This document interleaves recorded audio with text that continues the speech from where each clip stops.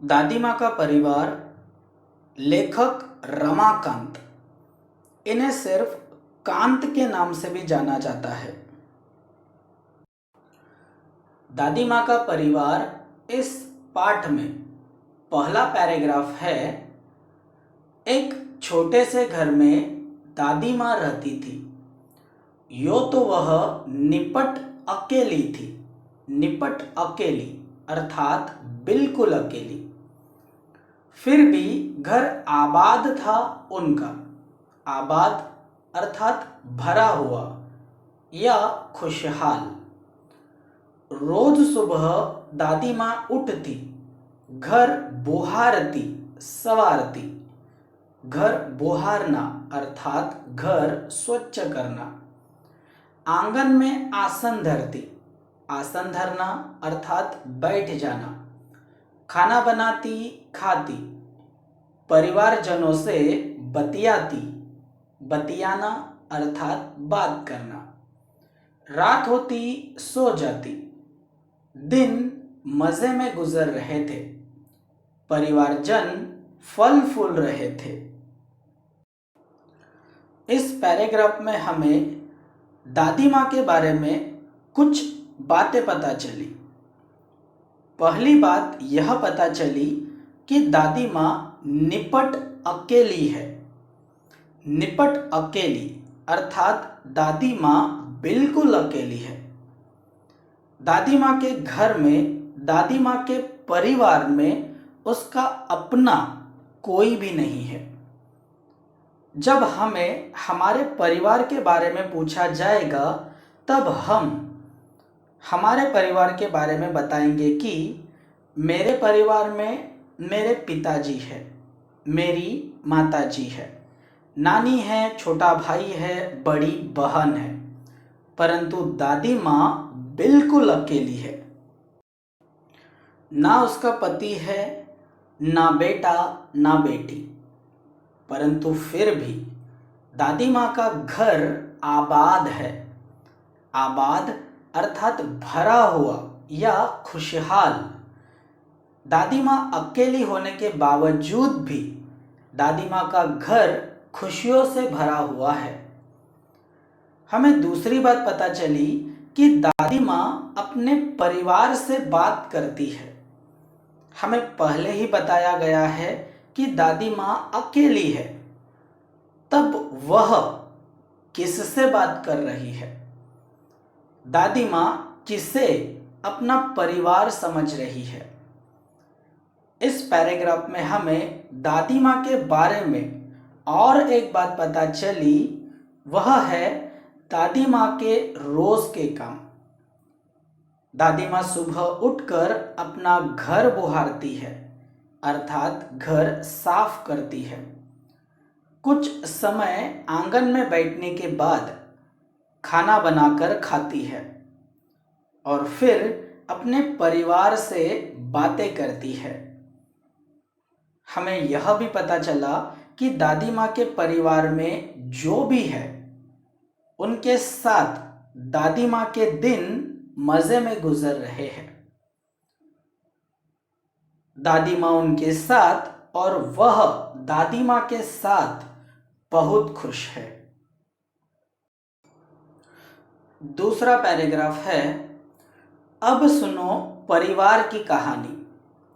दादी माँ थी समझदार सयानी। घर के आंगन में बरगद का पेड़ था।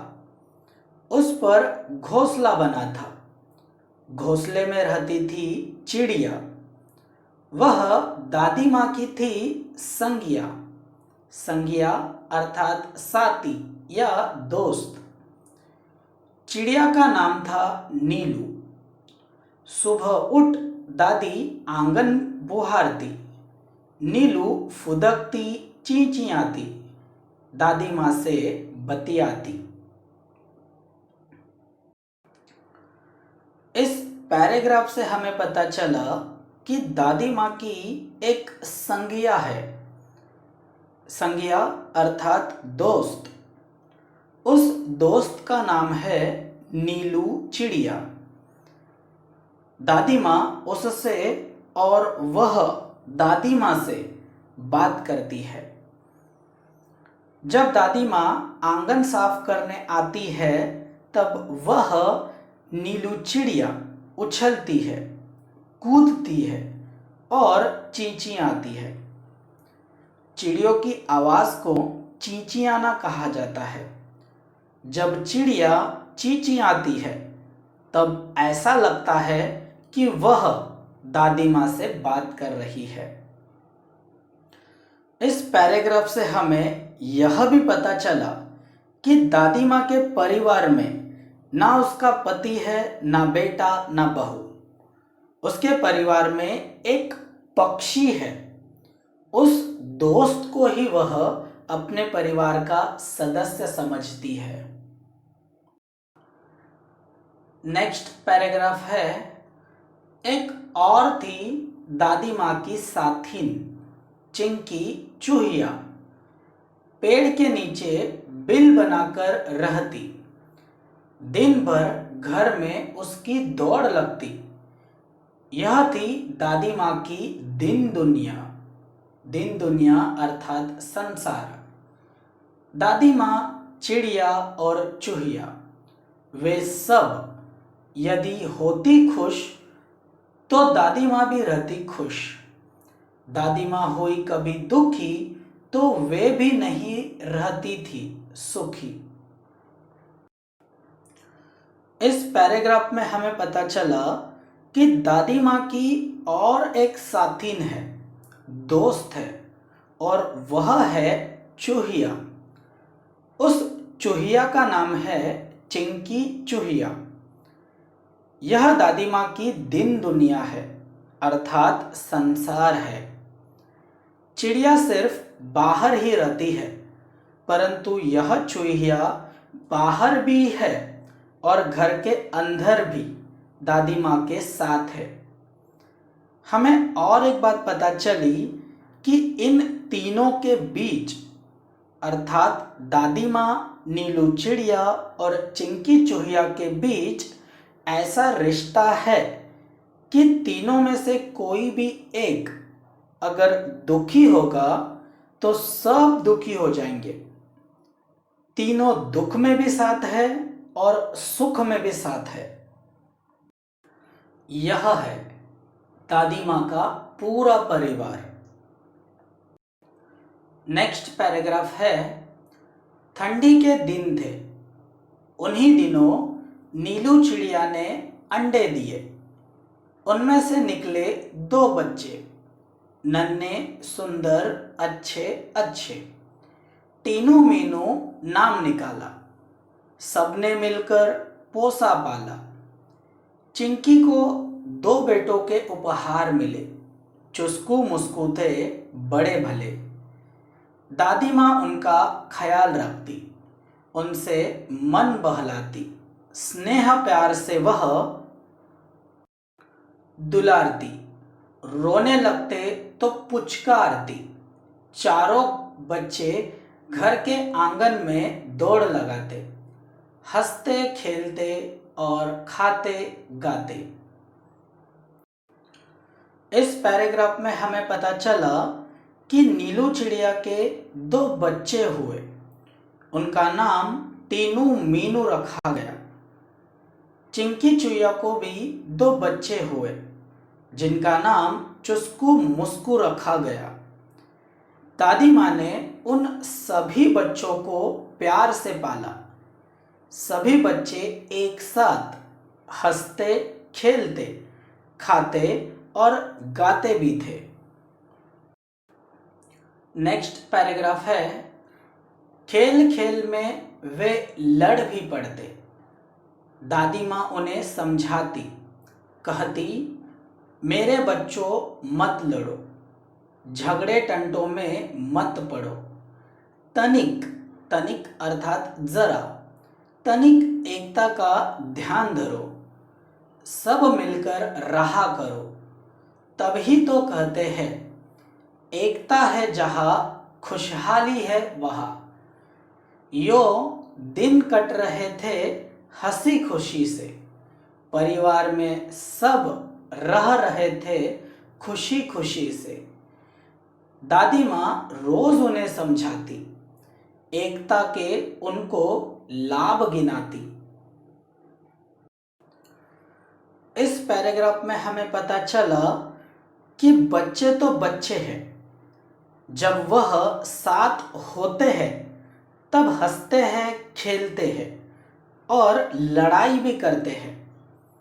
हमारे परिवार में हमारे बुजुर्ग जिस तरह से हमें समझाते हैं, उसी तरह से यहाँ दादी माँ उन बच्चों को समझा रही है।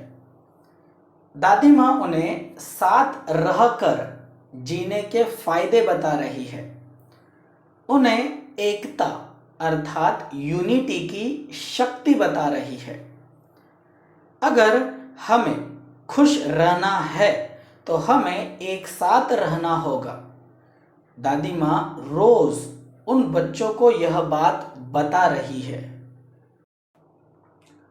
नेक्स्ट पैराग्राफ है, एक बार संकट आ गया, चिड़ियों में मातम छा गया। मातम छाना अर्थात दुख या कुछ बुरा होना।